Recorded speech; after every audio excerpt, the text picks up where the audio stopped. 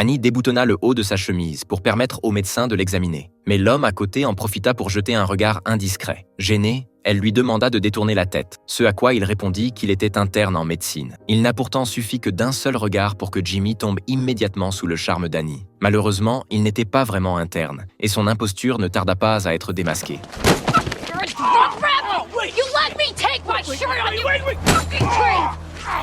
Face à une Annie furieuse, il reçut une série de gestes fluides et maîtrisés qui le firent supplier grâce. Tout ce qu'elle voulait, c'était des excuses. Contraint et confus, Jimmy s'excusa sincèrement, parvenant même à lui arracher un sourire avec quelques paroles habiles et pleines d'esprit. Saisissant sa chance, il l'invita alors à dîner. Jimmy avait sans doute l'habitude de séduire. Mais Annie, elle, n'était pas du genre à tomber aussi facilement dans le panneau. Elle sortit calmement un appareil photo de son sac, comme pour lui faire comprendre qu'elle restait sur ses gardes. En quittant les lieux, Annie lui fit un geste de la main, à la signification universelle. Loin de le vexer, ce geste piqua au contraire l'orgueil de Jimmy. Lui qui avait toujours su engager la conversation avec n'importe quelle femme, qu'il s'agisse d'une dame âgée ou d'une jeune fille en fleurs, voyait pour la première fois son charme mis à l'épreuve. Parfois, une simple phrase suffisait à faire craquer une femme. Hey Lisa.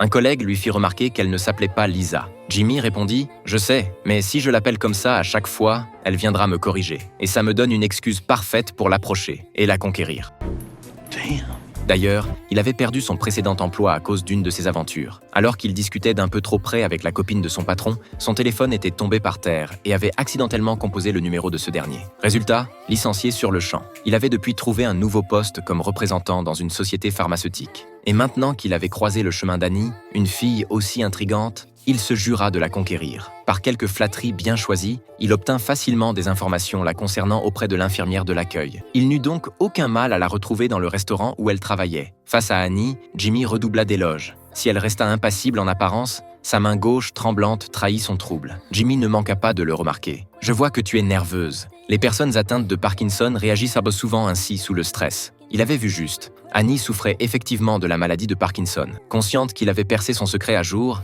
Annie cessa de jouer la comédie et l'invita directement chez elle. Jimmy ne s'attendait pas à une telle spontanéité. Une fois chez elle, ils partagèrent un moment d'intimité. Depuis ce jour, on les voyait souvent sortir l'un après l'autre de la petite maison. Car pour eux, tout endroit pouvait devenir un terrain de jeu, ou plutôt un champ de bataille.